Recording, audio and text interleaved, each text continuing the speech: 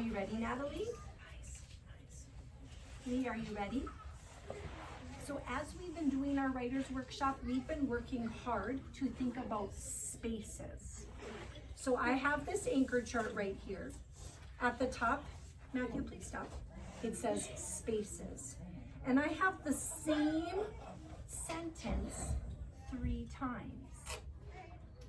And remember, when we are working on spaces, that helps us know where one word ends and another begins.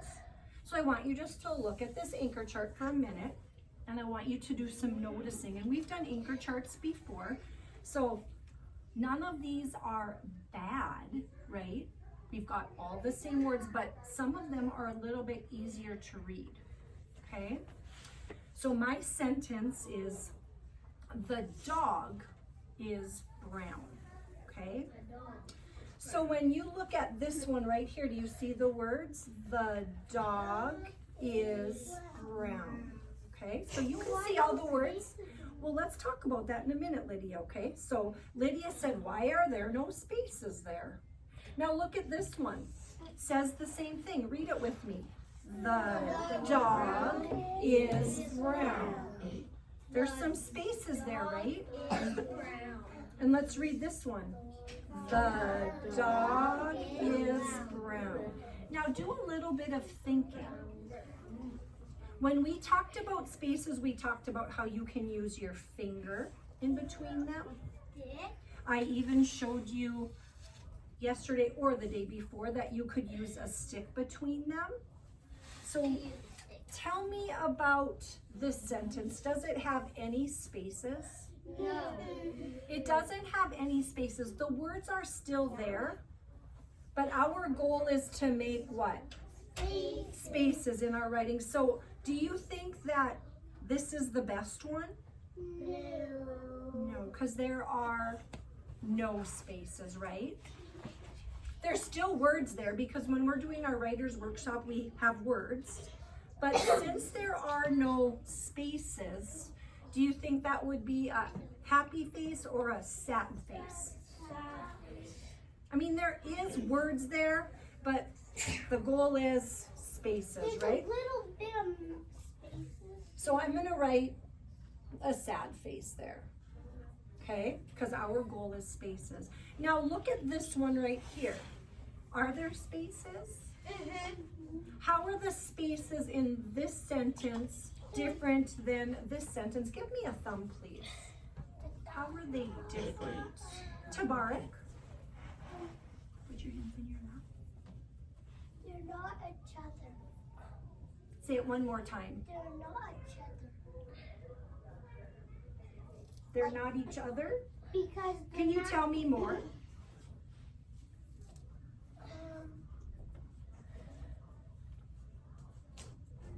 Should we let Zev try to explain?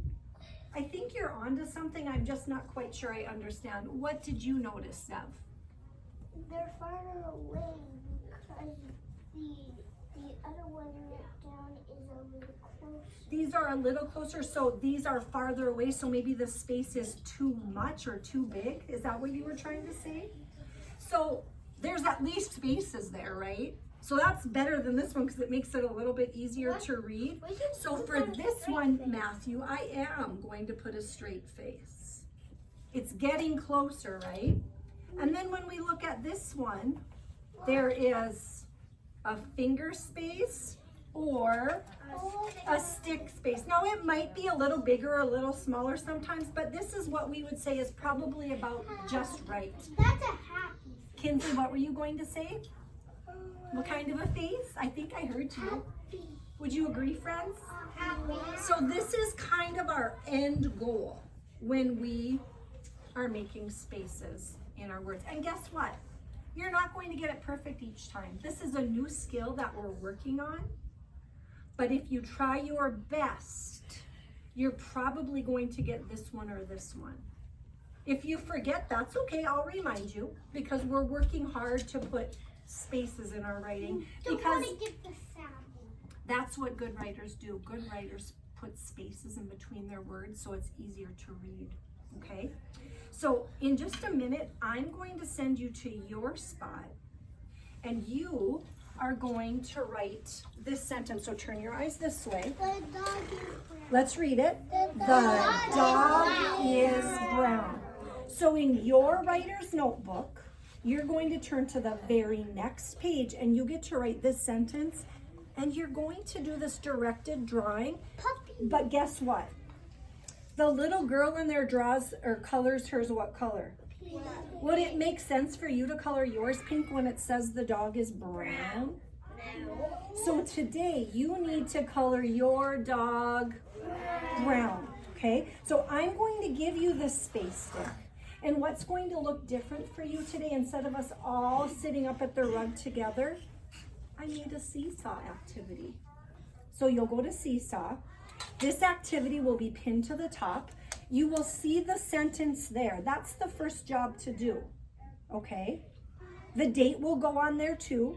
I think I put the date in the seesaw activity. If I didn't, the date is right where it always is. You'll write the sentence practicing using what?